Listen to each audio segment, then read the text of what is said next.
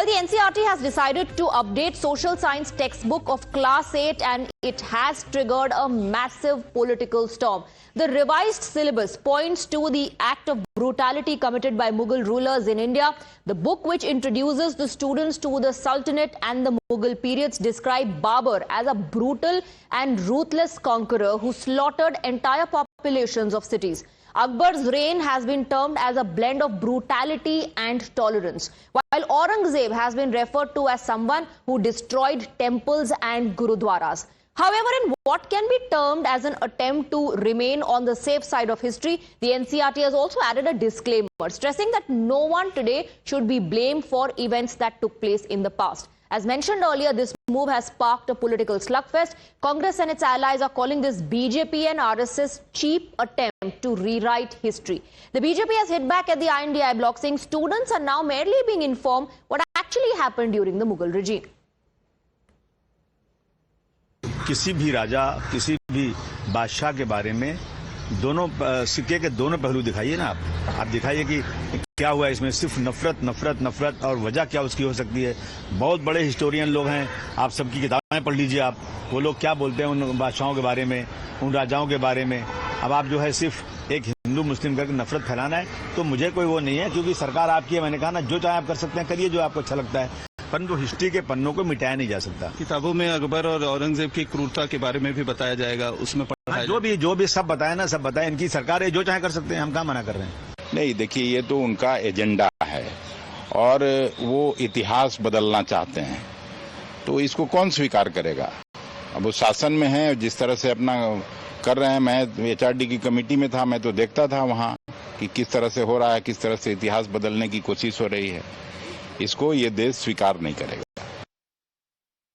If we are telling the truth to our future generation, they should know about the history of this country, that how this country has been tortured at the hands of Mughals, what kind of atrocities were done, how forced conversions were done, how Islamic raiders and Mughal, being Islamic raider, raided this country and looted the wealth, how Britishers did it.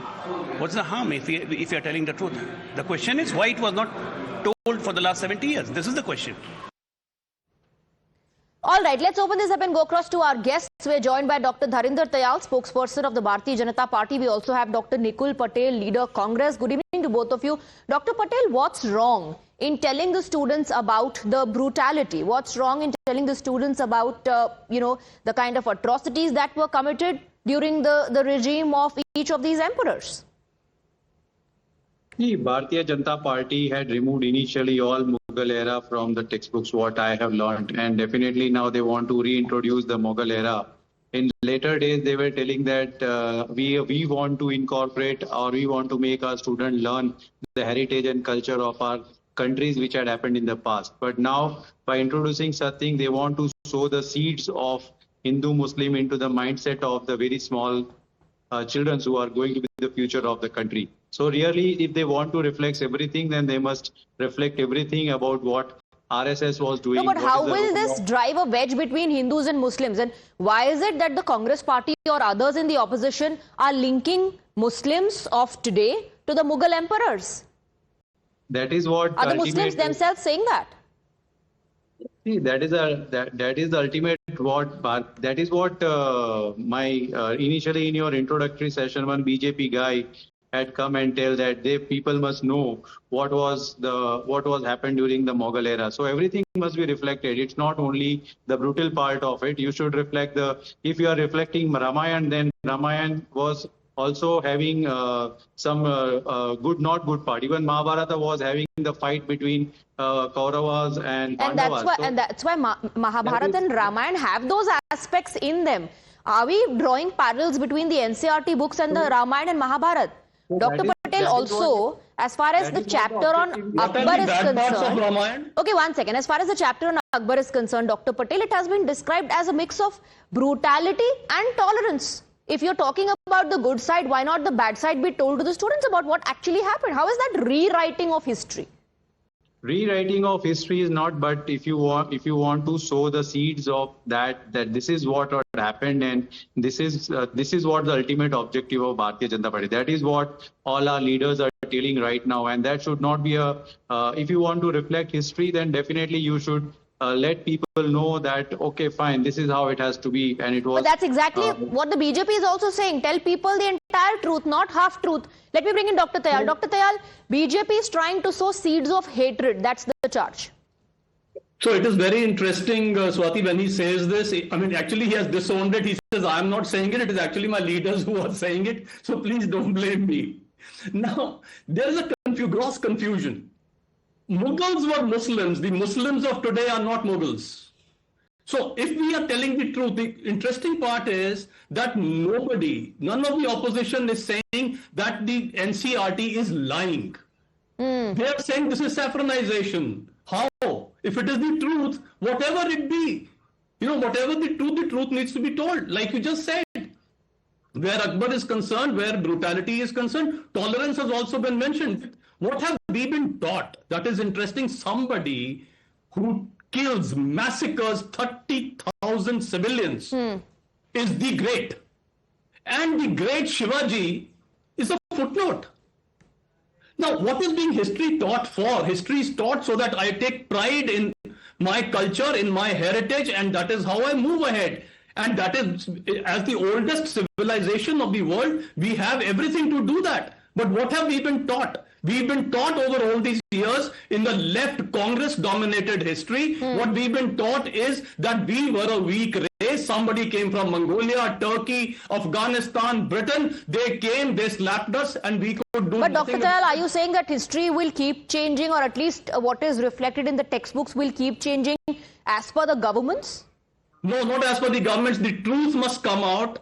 And if you look at it, even internationally, let me tell you, internationally, history is not a nursery rhyme. It has to be raw at times. It will be complicated. It will be uncomfortable. We have to bear with it. It is not a nursery rhyme. Now, internationally, if you look at it in Germany, they teach about the Nazi times. They teach about the Holocaust. They take them to the concentration camps. Yes. And they have to be aware of what they go through. Even in US, George Washington, though he's called one of the founding fathers, it is admitted that he owned slaves.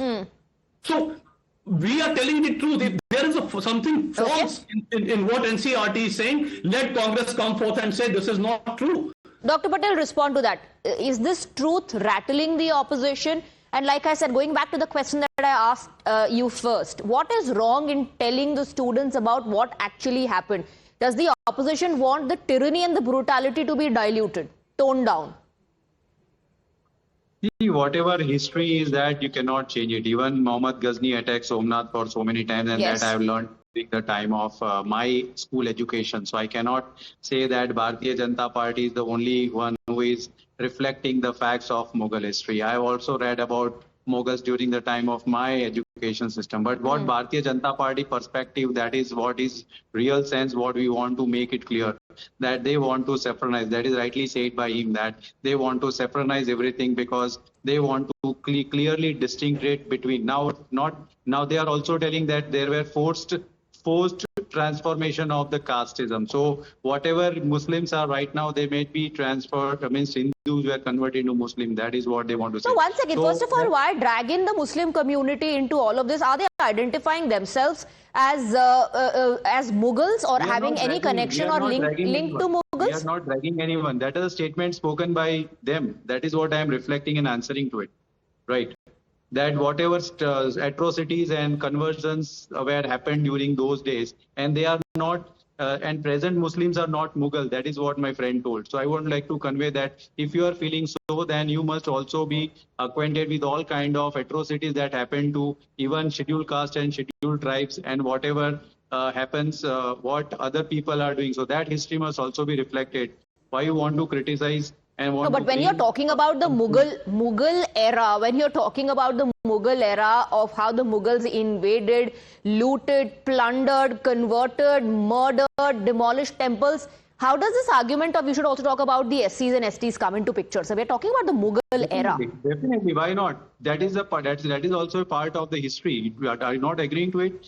And even if the Muslims are coming to India and they have invaded, even Britishers come to India, and how they have. And have we not learnt about that? We And have have we all not learned. learned about that in history? Bharatiya Janata Party is telling that we are bringing it into the learning aspect. But that's what the Congress and the others are also saying, that it's the BJP who's doing all of this. That it's the BJP's agenda. You're giving it. That is the agenda. You're giving the credit to BJP. That is the agenda of BJP. They want to sow the seeds of such things into the mind. No, on one hand you say there's nothing new because you read about Gajni when you were, in school or college. And on the other hand, you're saying that BJP, this is BJP's agenda. They want to saffronize everything. Let Dr. Tayal counter that. Definitely. That is an objective. Okay, counter. Please counter. So Dr. Nikul is going all over the place. So he's saying, on one strength, he's saying that the BJP is making these changes and saffronizing. On the other side, he is saying they want to take the credit for it. Why should they take the credit for it? Actually, some credit should come to us. So is he looking for the credit? Is he looking for correction? Is he looking for truth? What is he looking for? There is no clarity. At least I haven't understood. Suddenly there is an attempt to, like you rightly said, there's an attempt to bring in SC, something. That is not what we are talking about. That is not something that has been changed. So if there are any amendments they want, they are welcome to put them forward. That is not an issue at all. Now, the other thing which he said is that maybe the BJP is trying to say that forced conversions happened during that time.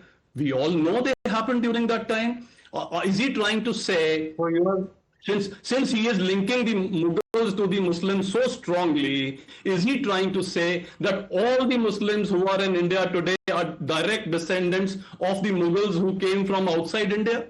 He knows it as well as the rest of all of us. That is not true. Jizya and so on and so forth, all of this was done to introduce forced conversions. They happened. That is the truth. If it is uncomfortable, we need to live with it. It is our past. Okay. It's uncomfortable. Deal with it, Dr. Patel. Please respond to that. And also to, what really is the objection of the opposition? Is the opposition claiming that whatever has been highlighted in the book actually never happened? Or is the opposition claiming that the book says, one community did this against the other community? And if both of that is something you don't agree with, then what really is the objection here? See, again, my friend tell that he is also differing his statement regarding saying that there were forced conversions during that time and there is no relation of them with directly who are present Muslim communities in the country.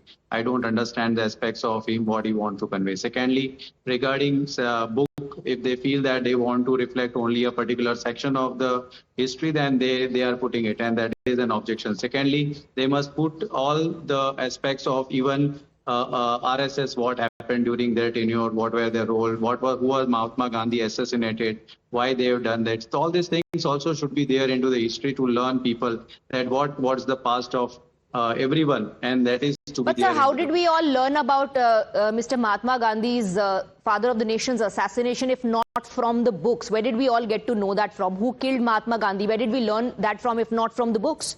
Are you saying that that is not part of our syllabus? Also chapter, and what he rightly said that what were Hindu Rajas doing at that time, and what happened during those tenure, why we are not able to defend. Definitely everyone must know what were Lacunas. Okay, Dr. Tayal. United.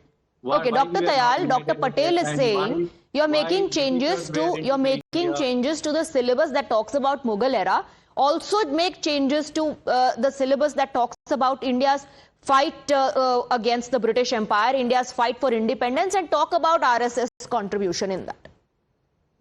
Sure, why not? We will talk about the RSS contribution. RSS contribution, why limited to the independence? Let us bring it right up to date to today. We just saw a few days back when the unfortunate plane crashed. Who were the first people who were there? Where was Congress? Nobody from Congress. RSS was the one who was there. And what is he trying to insinuate?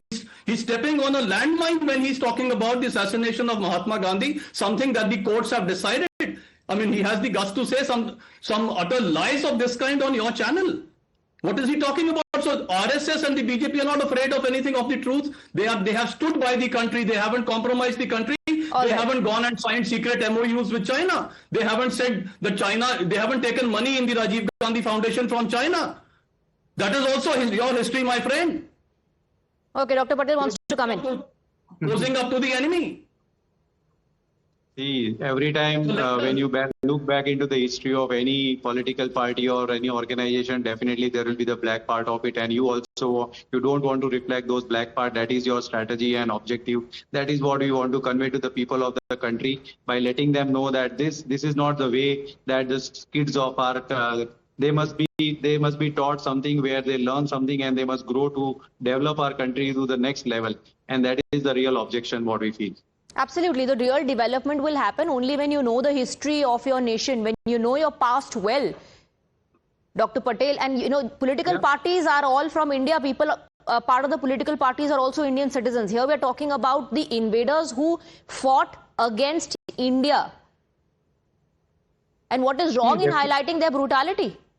Let him also answer, could the execution of Bhagat Singh have been stopped? See, everything, if you go back and look into the history, well, that's one allegation that every political party has leveled against the other, which has been in power of rewriting history as per their arguments, as per their convenience. Dr. Tayal and Dr. Patel, thank you very much for joining us on this debate.